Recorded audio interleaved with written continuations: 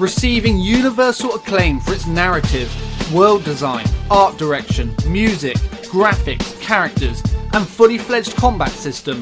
This reimagining of God of War is an adventure that every PS4 owner must experience. I'm going to cut off your head now. Good enough. Set in a new world and mythology, and with the loss of Kratos' second wife, he and his son Atreus vowed to fulfill a promise made to spread the ashes of the lost wife and mother off the highest peak of the 9 realms. Witnessing Kratos now as a father, teaching his son Atreus, yet trying to shield him from his troubled past, really provides and delivers a touching and emotional story along an epic journey full of some awesome set pieces, making this hands down the best God of War experience. So here today on DaVinci TV, we're going to count down those top 5 moments from this reimagined 2018 version of God of War. Now I really hope my top 5 positions don't disappoint, as there were so many to choose from. With that said, let's get to it. Who I was is not who you be. We must be better.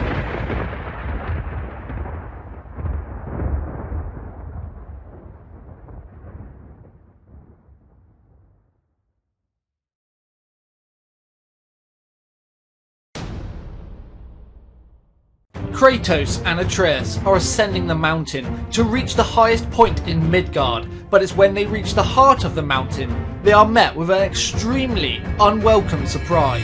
Nothing's gonna stop us. Calm yourself, boy, and stay behind me. Yes, sir! This is Hrisley the dragon, and this is her home, and she makes it perfectly clear that Kratos and Atreus aren't welcome. But if you attack her claws, it surprises her and sends her into a rage, lodging the elevator platform into the side of the mountain. Kratos retaliates by dislodging the elevator, forcing it into the dragon, causing some major damage. Now with Hrisley hurt and underestimating her opponent, she flees. Hot on Hrisley's trail brings us outside the mountain, where we notice Sindri the dwarf, who has done nothing but help us up to this point, is about to become dragon food. We have to help him.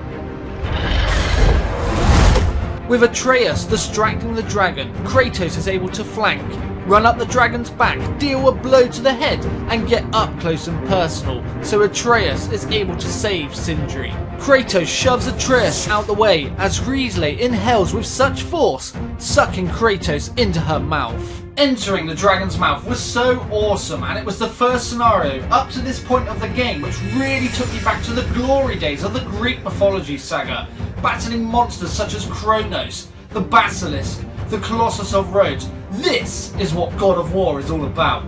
After inflicting some serious oral damage, Kratos and Hrisley the dragon are about to engage in an epic confrontation. Watching out for attacks from the mouth, claws and electricity, you must be on guard, though a well-placed shot with a shatter crystal reacts with the electricity, causing explosive results, placing Hrisley in a vulnerable state.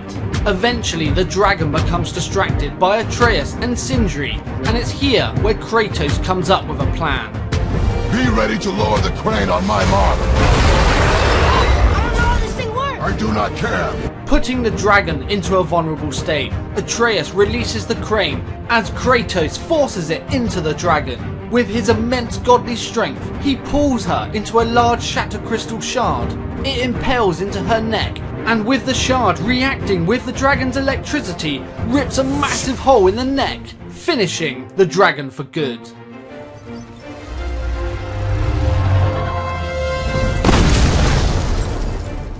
Battling the dragon was truly unexpected yet awesome, as to face a foe with the epic scale we've come to know and love of the enemies of God of War was such a nostalgia trip.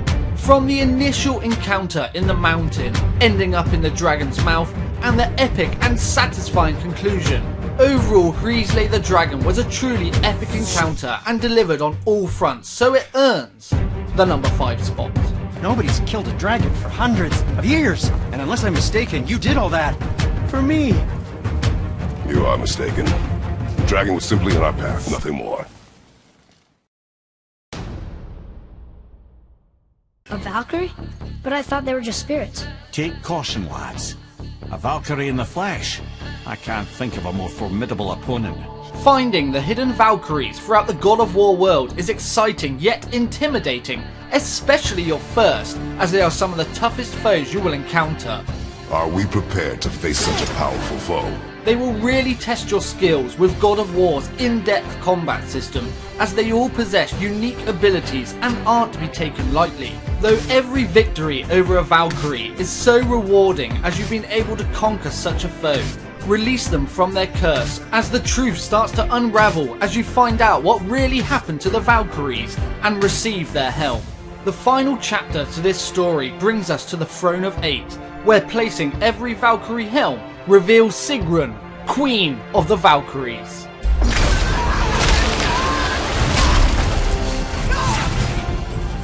If you're not ready and prepared for this challenge, you will fail again and again and again. Sigrun is a formidable foe, and not only is she the toughest challenge in God of War, she's also one of the hardest battles you'll face throughout the entirety of gaming. She possesses almost all the abilities of the previous Valkyries, so if you're going to have any chance of beating her, you have to be leveled up to the max, fully understand the combat system, and be a step ahead of her at all times. Many people would bypass this as it's an optional challenge purely because it's so difficult, but if you're driven and determined, seeing it through to the end, the reward and satisfaction you gain of toppling such a foe is fantastic. A trophy has never meant so much. Well, we did it, I suppose. You don't sound very happy about it. It's difficult to be happy about anything when you're a reanimated head. Sigrun, Queen of the Valkyries, was such an awesome challenge. The fact that she was an optional boss and so much effort was put into her to make her such a formidable foe. She wasn't intended for the casual gamer, and you have to be an A+ player if you have any chance of defeating her. And if you were patient, determined and skilled enough to defeat such a foe, that satisfaction you'd receive was unlike any other. It was truly so rewarding. So for everything that Sigrun, Queen of the Valkyries, had to offer and provided, earns the number 4 spot.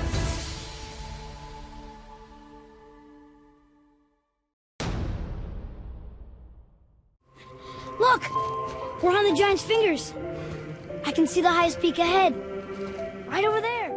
Our third entry brings Kratos and Atreus to the end of their journey in Jotunheim, where the highest peak in all of the 9 realms resides. This entry in all really holds some emotional weight, as it begins with Kratos finally making peace with himself and allowing his son Atreus to carry the fallen mother's ashes, showing that bond between father and son, just how far they have come. Carry her.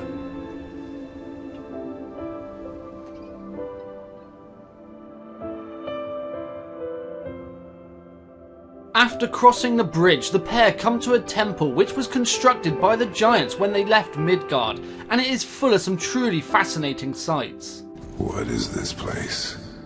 They must have all come through here when they left Midgard. What was left of them.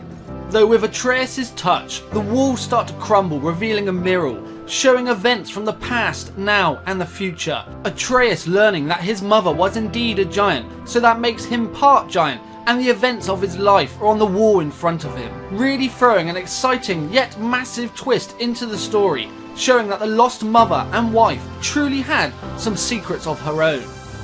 What does it all mean? That I was not the only parent with secrets.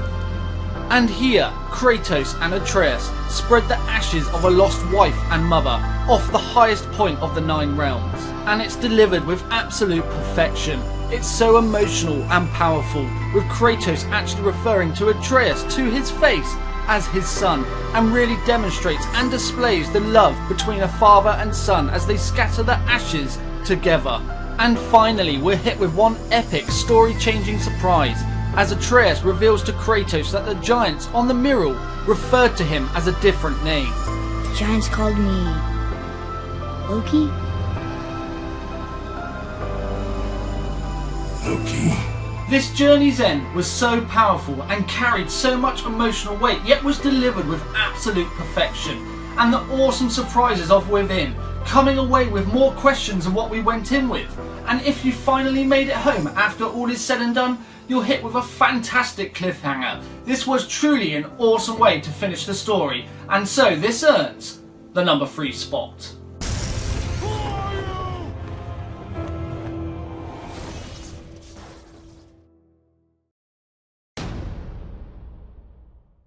At the beginning of the adventure, Kratos and Atreus are met with a very unwelcome knock at the door, revealing to be a character called the Stranger. You do not want this fight. I'm pretty sure I do. Despite Kratos' efforts, the Stranger refuses to leave, and the pair of them engage in an epic confrontation. And it's during this battle we learn that the Stranger cannot feel whatsoever and cannot be killed. Along Kratos and Atreus' journey, they meet the witch called Freya, who aids and assists you on multiple occasions, so she is indeed an ally. Or maybe I just like you. Even though we shot your friend? Even though you shot my friend, yes. Over the duration of the game, you do indeed learn that the Stranger is in fact Balder, and he is the son of Odin and Freya. He was actually looking for Kratos' lost wife, Faye, to gain access to Jotunheim, although he didn't realise. And he is invincible because his mother, Freya, cast a spell on him to protect him, although he blames her for robbing a lifetime of him because he can't feel. This leads to us being thrown outside the frost giant Famr, as Freya confronts us, revealing she is looking for her son as Balder appears. Back off, Kratos. This has nothing to do. This path you walk. Vengeance. You will find no peace. The pair of them engage in battle, though Freya doesn't want them to fight, so she does everything she can with her magic to prevent them from killing one another. As Atreus jumps in the way to save his father, Balder delivers an almighty blow. Bleeding. Breathe, boy. Breathe! Not my blood.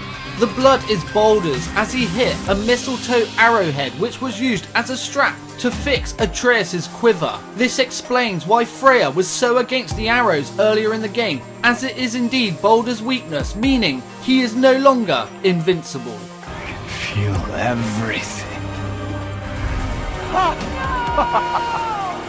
He's vulnerable now? What follows is an absolutely epic encounter against Balder, in which Kratos and Atreus give everything they've got, whilst Freya possesses the fallen giant, trying to prevent this at all costs. Kratos must switch between the Leviathan axe and the Blades of Chaos in order to inflict any damage upon Balder depending on his state. And with everything going on, and the set pieces that take place during this encounter are some of the best God of War has to offer. They are truly exciting and you just can't take your eyes off the screen. Atreus even summons the World Serpent to deal with the giant. I was like a little kid on the edge of my seat shouting, go on Atreus! Because everything you've been through and witnessed with these characters, you just so wanted them to win. And that shows you how intense and engrossing this battle and this game really is. Well done, boy.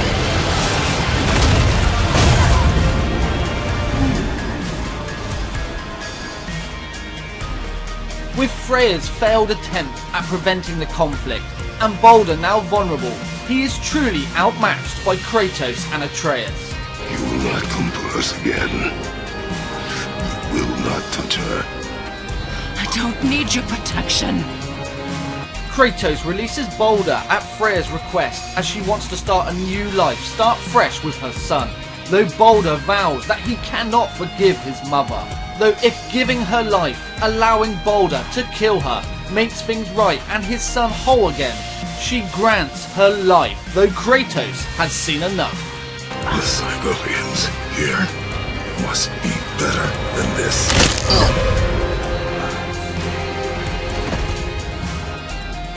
As Kratos recites the words of his father Zeus and snaps Balder's neck, Freya watches on in horror as she witnesses her son die before her very eyes. Freya. He chose this. Freya promises the ultimate revenge towards Kratos for truly being a monster, and with that remark, Kratos finally reveals everything to Atreus. I'm from a land called Sparta. I made a deal with the god that cost me my soul. I killed many who were deserving, and many who were not. I killed my father. This final encounter was so exciting. It was a great challenge with so many epic set pieces. You were hooked and engrossed from start to finish. And with its conclusion to Baldur's ultimate fate, Freya vowing revenge for a loss of a son, and Kratos finally revealing the truth to Atreus. It was truly a moment to remember, so the final encounter earns the number 2 spot. Who I was is not who you be. We must be better.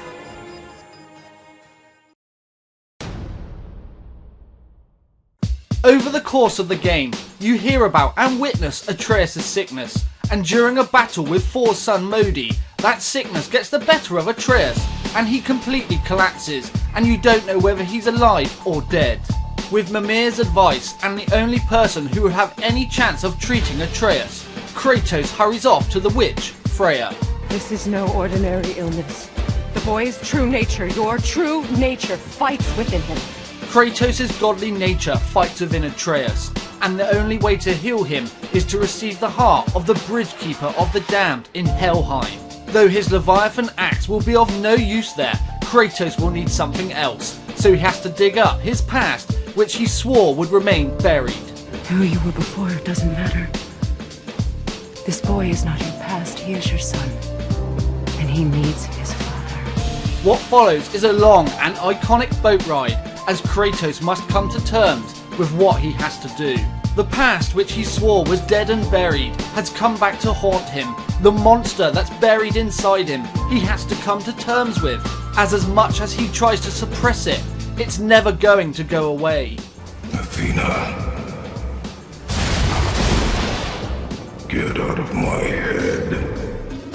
As Kratos returns home, this moment is paced perfectly, with suspense at an all-time high as Kratos reveals the Blades of Chaos. Being a massive fan of the God of War series, playing through the entire Greek Mythology saga, this moment was so iconic. I don't know about a lot of other people, but I literally had goosebumps, I was that excited. Athena would appear, watching Kratos coming to terms with the monster inside of him, but this was done so well, as you wouldn't know whether she was real or in his head. Either way, she would remind Kratos that for all his efforts, it doesn't matter. He will always be a monster. But I am your monster no longer.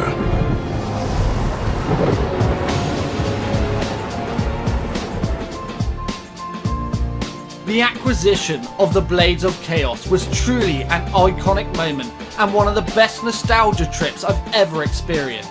Everything was delivered perfectly, from the pacing, the mood and atmosphere, to Athena appearing and witnessing Kratos coming to terms with the monster inside of him. This is without a doubt a moment I will never forget, as it truly resonated with me as a player, really feeling this inside, goosebumps and all, as I never ever expected it to happen, making it, without a shadow of a doubt, the best moment from God of War. So that brings us to the end of our countdown and the end of this video, so thank you very much for watching. This reimagined version of God of War was fantastic and they couldn't have done it any better. Cory Barlog, in my eyes, is an absolute genius, and Santa Monica Studio at Sony are phenomenal. So again, thank you very much for watching. I hope we go further and see what happens next time in the next God of War game. I know it's happening, and if you get a chance, please remember to check out some of my other videos. I think they're about, should be some around me right now, it should be there somewhere. And please remember to follow some of my other accounts, Twitch, Twitter, Instagram, links are below. Again, I can't thank you enough for sticking with me all the way to the end, and I very much hope you enjoyed the countdown. This is Gavinci TV, thank you very much, and I'll see you next time.